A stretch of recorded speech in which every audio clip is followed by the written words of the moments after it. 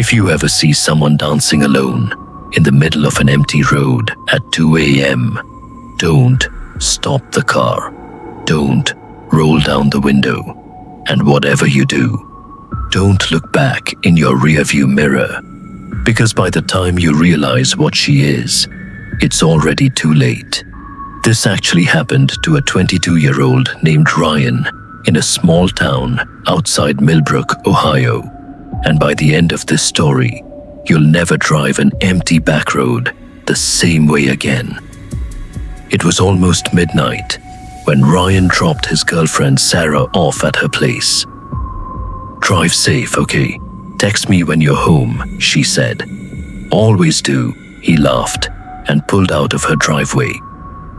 The road home cut through 5 miles of nothing but cornfields and pine trees. No streetlights, no houses, no other cars, just his headlights slicing through the dark. Ryan was tired. His shift at the warehouse had run long, and his eyes kept drifting shut for half seconds at a time. He pushed the gas a little harder, just wanting to get home and collapse into bed. That's when he saw her. A girl, standing dead center in the road. Her back turned to him. Ryan slammed the brakes so hard, the seatbelt cut into his chest. The car screeched and stopped inches from her. His heart was hammering. One more second, and I would have hit her. "Hey, what are you doing out here?" he shouted through the windshield. She didn't answer. She didn't even turn around. She was swaying, slowly, like she was dancing to music only she could hear. Ryan sat frozen for a moment, then decided this wasn't his problem. Maybe she was drunk. Maybe she was on something. Either way, 1 a.m. on an empty road was not the time to play hero. He eased the car around her, watching her in the mirror the whole time. She never moved.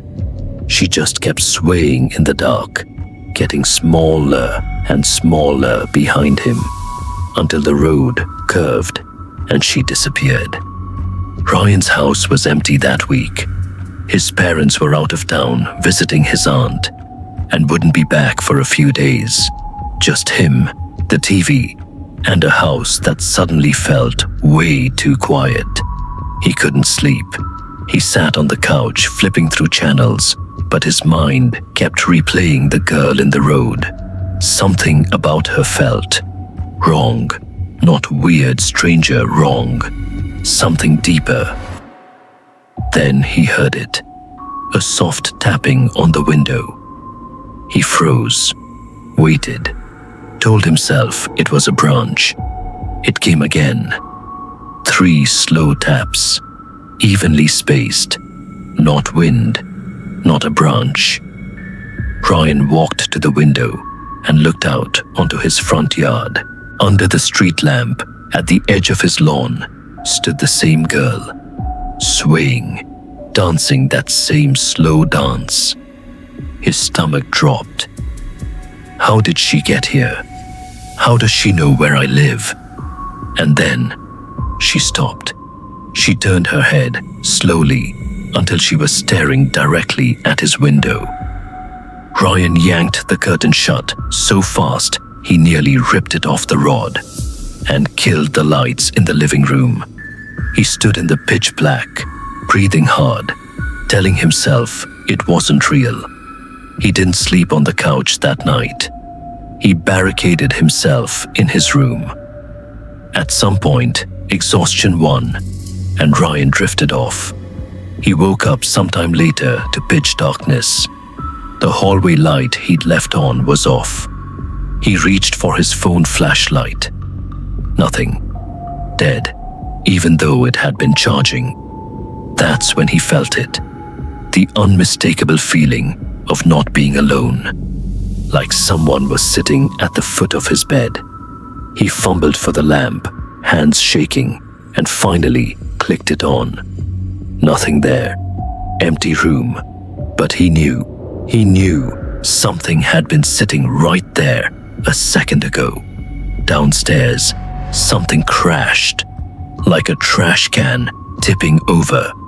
Ryan crept down the stairs on legs that didn't feel like his own, telling himself it was a raccoon, a loose shutter, anything but what he was actually afraid of. The back door was wide open, cold air pouring in. He was reaching to shut it when he heard the floorboards creak. Right behind him, he spun around. She was standing in his kitchen, inches away. Her face tilted down, hair hanging over it like a curtain. Ryan didn't think. He bolted for the back door and out onto the porch. And in his panic, not even realizing what he was doing, he vaulted straight over the porch railing and hit the ground hard. Pain shot up through his ankle, but adrenaline overpowered it. He looked up. She was standing on the porch now, looking down at him with a stillness that made his skin crawl, like she was waiting for something. Ryan didn't wait to find out what.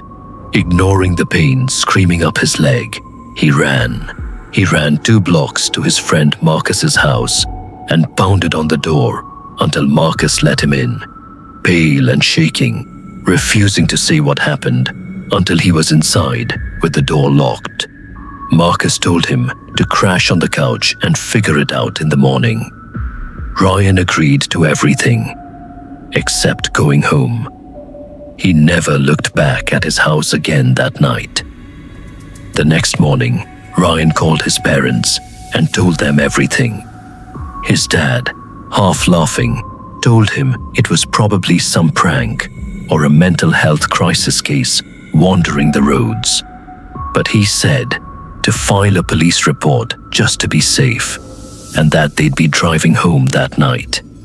Ryan agreed to file the report, but he never did, because deep down, he already knew whatever that girl was, she wasn't something the police could help with.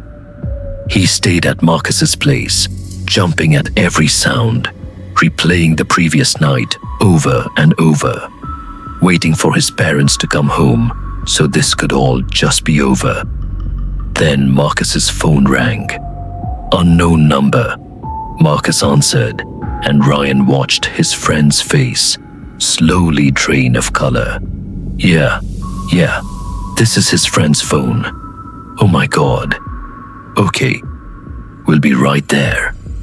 There had been an accident, a bad one, out on Route 9 near the old bridge, the same road Ryan drove every night. 2 people were dead, and the last outgoing call from the driver's phone had gone to Ryan's number. His parents. Ryan's whole world caved in that moment. He didn't cry. He didn't scream. He just went completely silent, staring at nothing, unable to process that the 2 people who raised him were just gone. Weeks passed. Ryan sold the house. He couldn't stand to be inside it, couldn't stand the memory of that night, and moved in with his uncle 2 towns over. One evening, scrolling through old photos of his parents on his phone, trying to hold onto something good, a folder auto-loaded onto his screen. The photos the police had sent him. Crash scene photos he'd never been able to bring himself to open. This time, he opened them. One photo stopped him cold. He zoomed in, reflected faintly in the driver's side window, barely visible, easy to miss unless you were looking for it, was a shape, not quite human. A face, twisted at an angle no neck should bend, staring straight into the camera. Ryan's blood ran cold. He recognized that face immediately. It was her, the girl from the road, the girl who danced under his street lamp, The girl who stood in his kitchen, she had been in the car, riding along with his parents on their way home. The whole time. No one has seen Ryan since that night. His uncle says he just disappeared, left everything behind, didn't take his phone, didn't take his car, just gone.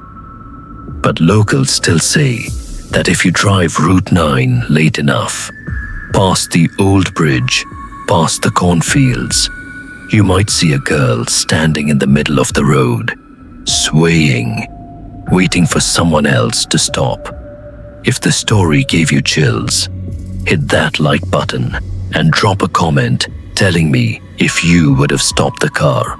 Subscribe and turn on notifications because next story might just be the one that follows you home.